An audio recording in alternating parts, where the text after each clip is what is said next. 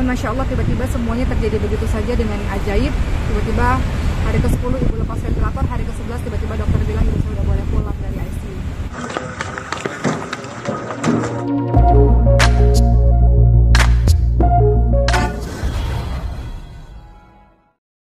Bismillah, terus saja mungkin bisa diceritain perkembangan update seperti apa? Ya, hari ini ibu saya masih berada di ICU di Jakarta.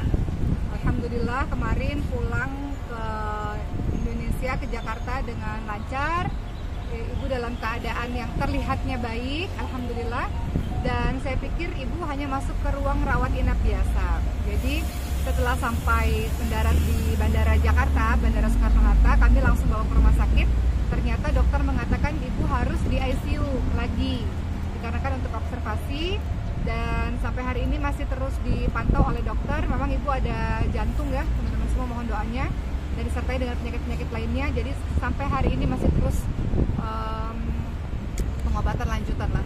Tadi saya juga sempat tanya sama dokter sampai kapan di ICU lagi. Kemudian dokter mengatakan kami belum tahu, tapi ya kalau bisa lebih cepat keluar dari ICU lebih baik. Hanya saja karena ibu ini pasca henti jantung ya, pasca cardiac arrest, gagal jantung. Jadi masih sangat rentan sehingga memang harus terus diawasi 24 jam seperti itu. Tapi yang buat saya lebih tenang tentu keadaan ibu saat ini lebih baik jauh dibanding dengan ketika berada di ICU di Kota Mekah. Ketika berada di ICU di Kota Mekah, badannya dingin gitu ya pada hari pertama koma di rumah sakit. Kemudian kulitnya kuning, pucat, nggak kayak kita nih kulit-kulitnya ada warnanya gitu. Tapi semua alhamdulillah sudah terlewat. Yang berada di Kota Mekah sudah luar biasa ya, semua kejadian itu masih terekam jelas di kepala saya karena saya melihat semuanya, setiap detiknya, dari mulai henti jantungnya, dari mulai mereka CPR ya, menekan-nekan dada ibu saya, dari mulai ibu saya dingin, dari mulai ibu saya tidak berwarna, kulitnya kuning gitu ya, pucat, sampai akhirnya berangsur-angsur berwarna kembali kulitnya, sampai sekarang sudah bisa bicara walaupun belum bisa berjalan karena masih sangat lemah, tapi beliau sudah dalam keadaan yang sangat baik. Semua dokter, tidak hanya dokter di Arab, di Mekah, tapi juga dokter di Indonesia mengatakan Masya Allah ini kasus yang sangat langka, beliau bisa bertahan sampai sejauh ini. Maka terus diberikan support untuk ibu, karena kalau kita berikan support, karena yang paling penting bagi orang sakit itu salah satunya adalah semangat hidup ya, semangat untuk sembuh itu nggak boleh hilang, itu harus diberikan oleh orang-orang sekitar. Maka tadi dokter berpesan sebelum saya datang ke tempat ini untuk syuting tadi, saya sama Rici sama Rian ada di ICU dan tadi dokter berpesan kepada kami untuk terus memberikan semangat kepada ibu. Jadi kalau teman-teman tanya keadaan ibu bagaimana sekarang, alhamdulillah beliau berbicara, beliau memahami. Kalau saya tanya ibu kenapa kemarin terjadi di Mekah, ya, ibu hanya menjawab kecapean, ibu nggak tahu apa-apa. Beliau nggak tahu apa yang terjadi selama 11 hari beliau di ICU, tapi saya pikir itu bagus lah, beliau nggak perlu tahu banyak hal bagaimana keadaan beliau. Ibu hanya mengatakan ibu kecapean, tapi alhamdulillah saya selalu mengatakan ibu semangat ya. Memang kemarin saya sempat mengatakan kenapa ya aku nggak bisa gerak, aku nggak bisa jalan, sempat kadang-kadang ada rasa putus asa, tapi saya katakan ibu nggak apa-apa, pelan-pelan sembuhnya. Yang jelas harus banyak makannya, harus banyak bergeraknya supaya bisa lebih cepat pulih. Jadi saya pikir untuk orang-orang yang merawat orang sakit ini, termasuk saya dan saya yakin banyak teman-teman yang merawat ibunya yang sakit atau anaknya yang sakit atau siapapun yang sakit, kita sendiri harus kuat supaya bisa menguatkan orang yang sakit. Kalau kita sendiri lemah, bagaimana kita bisa menguatkan orang-orang yang kita cintai untuk bisa kuat dan bertahan. Oke, kemarin sempat bilang sebetulnya ibu saya punya riwayat penyakit autoimun sejak 17 tahun yang lalu karena mengkonsumsi obat belasan tahun, sehingga ibu ada berbagai macam penyakit komplikasi. Kemudian ketika berangkat haji sebetulnya dalam keadaan stabil. Ketika berangkat haji di Kota Mekah memang panas sekali di sana, dan haji itu sesuatu yang tidak mudah ya teman-teman, karena itu kan ibadah fisik yang sangat luar biasa. Banyak juga teman-teman kita yang sudah berumur yang tidak bertahan gitu. Ibu masuk ke rumah sakit di Kota Mekah itu 2 kali. Pertama kali dirawat 5 hari, kemudian berikutnya dirawat di 11 hari di ICU. Cuman yang ingin saya katakan pada teman-teman semua, saya jadi belajar banyak untuk kehidupan saya pribadi teman-teman. Saya nasihat diri saya sendiri untuk kita selalu percaya bahwa ud'uni astajib lakum, berdoalah kepada Allah maka Allah akan menjawab doa-doa itu, Allah akan perkenankan bagi kita. Dan doa terbaik salah satunya adalah di sepertiga malam terakhir. Ketika dokter mengatakan ini kasus yang sangat sulit, sangat berat, kami sudah memberikan yang terbaik dengan fasilitas terbaik, dengan alat terbaik, selanjutnya kamu hanya berdoa kepada Allah Subhanahu wa taala. Ketika saya sampaikan itu kepada adik saya, Dokter Cindy, beliau katakan sebetulnya itu dokter sudah gitu, maksudnya keluarga menerima apapun yang terjadi, Mbak Oki, kata beliau begitu. Kemudian yang saya lakukan adalah saya pergi jam 2 pagi ke depan Ka'bah, karena kebetulan rumah sakit kami satu gedung dengan hotel dan berdepan atau berhadapan dengan Masjidil Haram, Ka'bah itu depanan dengan Ka'bah lah istilahnya. Jadi setiap jam 2 pagi sampai pagi saya berada di Ka'bah, saya berdoa kepada Allah Subhanahu wa taala, dan banyak hal keajaiban yang terjadi. Yang tadinya dokter mau mengoperasi ibu saya untuk tindakan tracheostomi, pembolongan leher, karena ventilatornya sudah digunakan 9 hari 10 hari. Kalau orang di ICU ventilatornya sudah digunakan lama, biasanya harus dibolongi lehernya. Saya sudah tanda tangan itu untuk operasi pembolongan leher atau tracheostomi.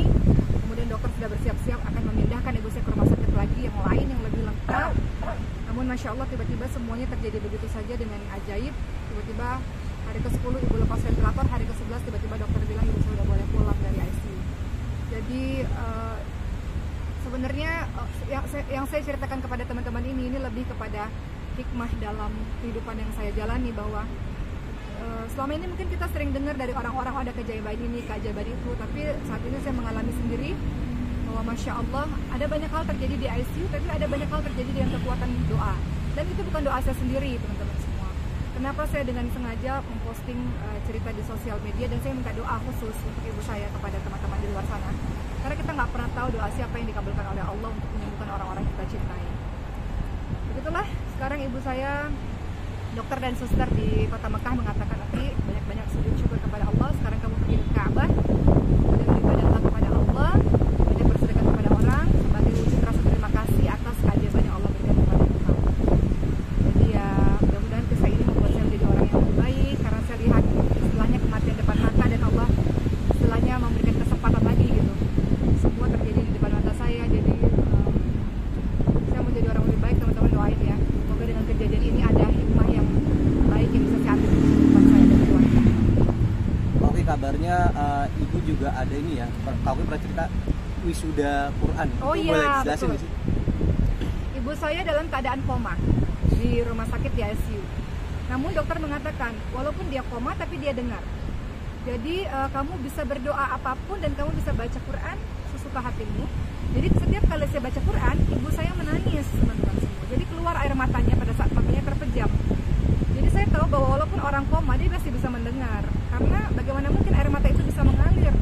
Setiap kali saya mengaji, membaca Al-Quran, air mata itu menetes, teman-teman semua. Saya ingat beberapa hari kemudian ibu saya bisa membuka matanya. Walaupun matanya nggak bisa mengikuti saya, artinya hanya lihat kosong. Dan ketika saya tanya pada ibu saya, ibu selalu mengatakan ibu ingin menyelesaikan hafalan Quran. Ibu selalu mengatakan ibu mau seumur hidup ibu bersama dengan Quran. Saat ini ibu belum selesai hafalan Quran. Ibu saya baru 10 juz, teman-teman semua. Kemarin baru wisuda. Jadi saya katakan ibu selalu bilang ketika ibu sehat, ibu mau hafal 30 juz Quran, ya Allah, mau dilancarin Qurannya. Saya katakan pada ibu harus punya semangat untuk itu. Belum selesai hafalannya, jadi ibu semangat ya.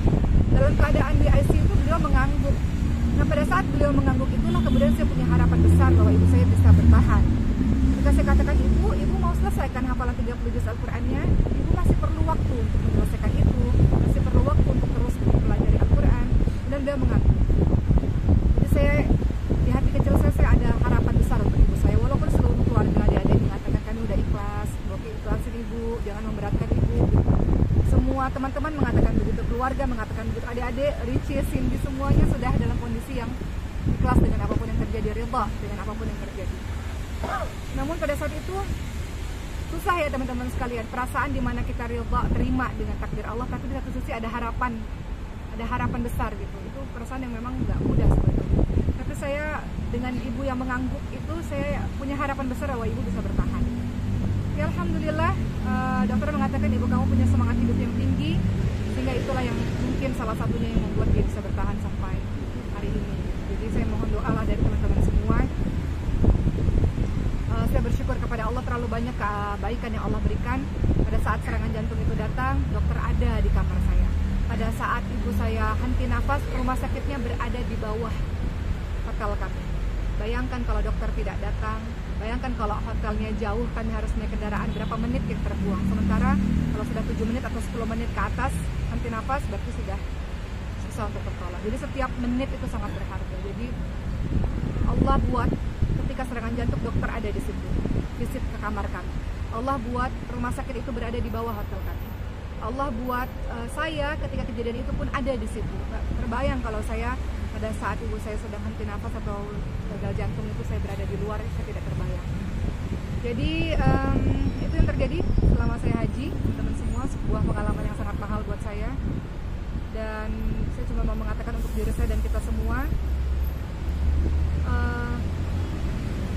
kalau kita meninggalkan sholat malam, berarti kita tidak merasa benar-benar perlu kepada Allah Subhanahu wa Ta'ala.